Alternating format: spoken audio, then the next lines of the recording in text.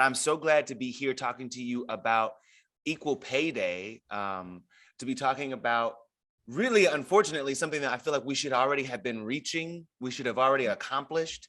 But why was it, tell me why now in particular, it seems more important than ever to be highlighting this inequity. Yeah, Equal Pay Day is so important. March 15th, and the data really shows that women only make 82 cents to the dollar that men make. And I've experienced this. I've experienced inequality. I worked hard to be at the top of my game to play Wimbledon, and you get there and it's not equal. Thankfully, those days are over for the women's tennis players, but it's not over for all the women in this world. So I'm so passionate about this, and I'm excited to use my platform to advocate for equity for women, and also to work with amazing partners like Credit Karma who have achieved this in their workplace. And it does start with companies like Credit Karma to make a difference. What do you think is the thing that still is maybe the sticky point or the sticking point as to what that contributes to why we haven't yet reached this equity, right? Like you can see it in the sport of tennis in particular at Wimbledon, but why not in the corporations that we work for? Right. I mean, we're fighting hundreds, thousands of years of inequity as women. When you imagine that the women's rights movement, it started, in the 70s. It's not as advanced as we'd like it to be, but women have made great strides. We've entered the workforce. It's a normal thing now for women to be working and doing everything. So much has changed in this last 30 years, but so much more needs to change. 30, 40 years, 50 years. But basically in these last decades, so much more needs to change. And I love being a part of that change and being a catalyst. Yeah, you lead me directly to my next question. And really that is, what can we be doing as individuals? What can we be doing as people? In particular, maybe even what can we be doing as men to be advocates for, agents for this kind of change? Right. For the most part, disparity often stems from the systematic inequalities based on a person's gender, race, or sexual orientation. So our inherent biases also play a role in perpetuating those pay discrepancies. So we have to close this pay gap for all people. And as individuals, we have to look at our biases, and companies need to take stock of their compensation structures to help limit the pay disparities amongst employees. So we have to start that now. Listen, Alec, cannot wait. Cannot wait. Should not wait. It cannot wait. It has to be today. Tell me, when you think back about your time at Wimbledon and realizing, for the first time that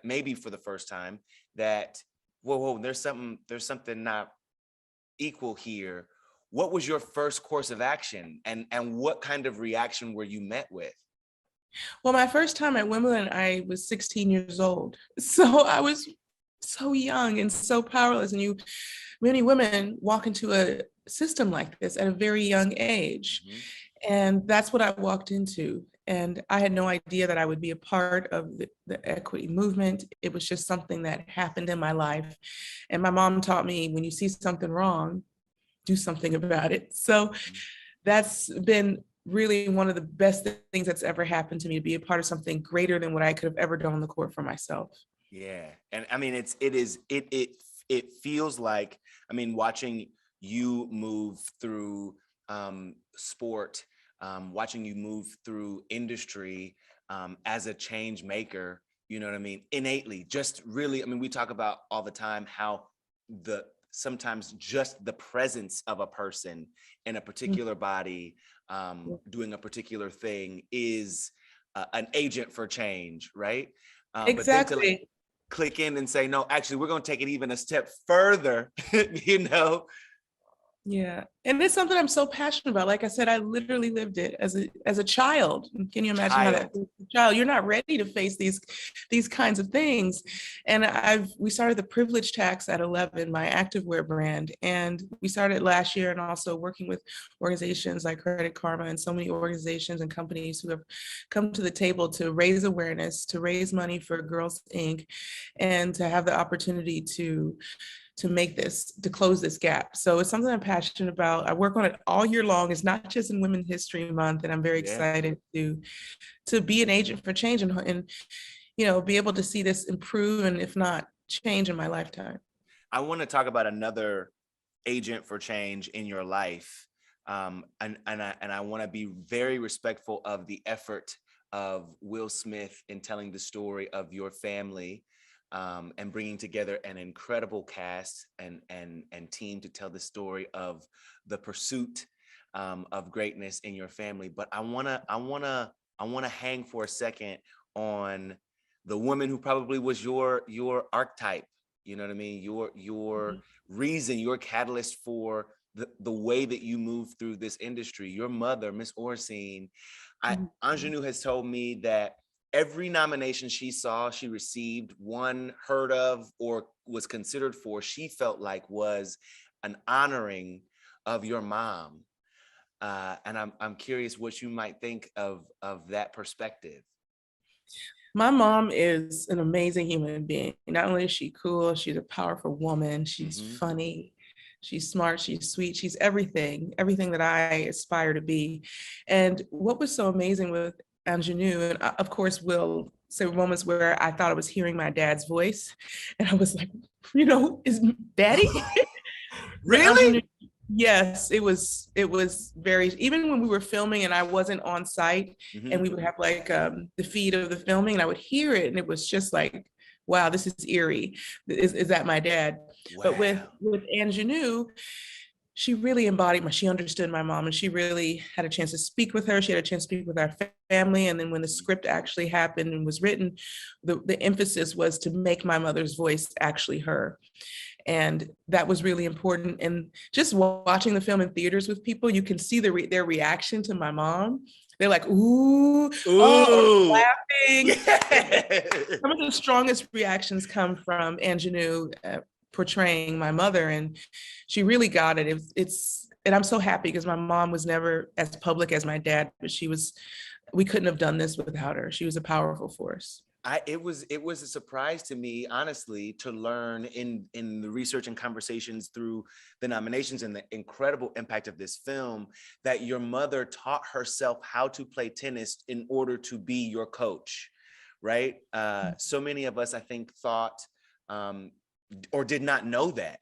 And so to know the power of this woman and the gumption that one has to muster to say, okay, we're gonna do this thing. Okay, this is how we're gonna do it. Oh, my mom is not afraid. She says fear will hold you back every time. So I always try to remind myself, what would I do if I wasn't afraid? My mom is, I've just never seen her afraid in my life, actually. Maybe in water. She doesn't like water or swimming. I've seen her afraid in the water for sure, like unreasonable level. But I have to say, I've never seen her show fear. I've never seen her shake. I've never seen her react. Like, she is an incredible woman. There is a scene, I was just talking to Will and Ingenue actually this over the weekend, and there's a scene of them in the kitchen where she basically says, listen, you're gonna ruin this if you keep this way. Like, this is not the way that we're gonna move forward, and I am in this thing with you. And it reminded me so much of Denzel Washington and Viola Davis in Fences, that kind of pivotal moment in a relationship where things go like, it's just, we are here. Yeah. It was such a powerful performance. Were you on set to see any of those moments? No, unfortunately, I wasn't. We didn't spend a lot of time on set because it was really the height of COVID. And so unfortunately, no, but what they created in the kitchen was magic. And she just led that scene and it was powerful. And I love that scene because it was real. And this is real family. Real families have things they have to work through. And so I really liked that because it showed that, yeah, we were a real family or are a real family right now. Exactly. And going through it, you know what I mean?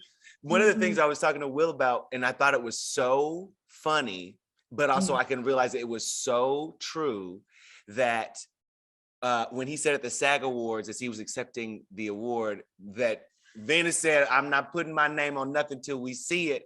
We gotta see it first." I was talking to him about that, and he said it was when he found out that you and your family were going to see the movie, it was the hardest 2 hours of his life. It was the most stress he's been in his life. And so I'm curious to know what your experience was watching the film, screening the film for the first time, and what that first conversation was. I can imagine it was a super emotional conversation. Right. I love surprises. So there was a part of me that just wanted to see the film when it was actually at the premiere. Really?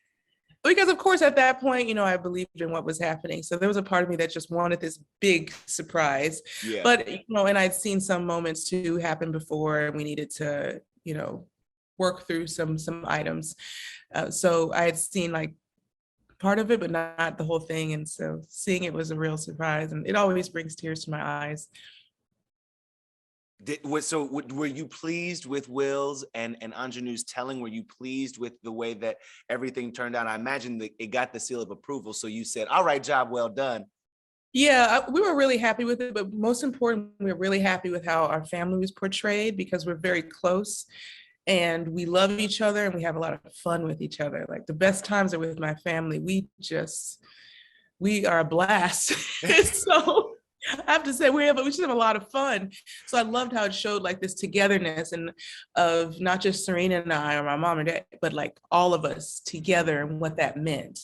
And I think that's why people connected so much to the movie, because if you have a family connection, you feel it. If you don't have one, you want it. Everybody wants those connections, whether you have them or not. And so I think so many people have been connecting with their family and loved ones, and able to just see, okay, this is what life is really about. Yes. Through the lens of sport, Right. No, absolutely. Absolutely. I want to wrap up, but I don't want to do it before we do a little fashion flashback real fast. No, is it good or bad? It's real good. Okay. No, you nail it. You nail it. Okay, here we go. Okay. First one, bam. Oh my gosh. I went straight to the gym after that. What? I didn't go to the after party, Batman. Actually, we had we have an active wear collection in conjunction with the film. So I got to go, and I got to go to the gym. Yeah. Because I was going to say, did you walk up to the Batman and say, "Hello, I am Venus"? No, I didn't. I couldn't catch him. He's too fast. Too fast. Met Gala? Come on. Oh my gosh. I loved this dress. I wanted to show more skin, but I think it was better not to. It is beautiful. The train, how big was the train? I've never had a train like that in my life. I don't know if I ever will again. And the hair, right? I loved how it was up and up. Yes, up and up. I love it. Okay. This was like nostalgia overload. Seeing you and Serena, the beads, the laughs. The big smiles. What do you remember about this night? Yeah. It was a night we've been looking forward to forever. It takes a long time to produce a film, and then COVID happens. Right. So it was a long process, and then we finally got there, and we all just celebrated as a family, and not just our family, but our new extended family through the film, because they really were a family on set, and they really love each other. Yeah. And it showed. I was gonna say, you can feel it. And then lastly, I want to know what you would tell these two young ladies on the other side of this experience. You both look so young.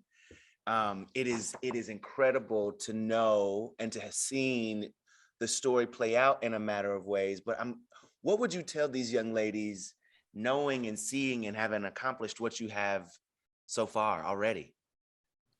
I would tell them that you're never really going to grow up, and just go with it. Just go with it. Go with it. Stop trying. Go with it. It's not in the cards for either of you.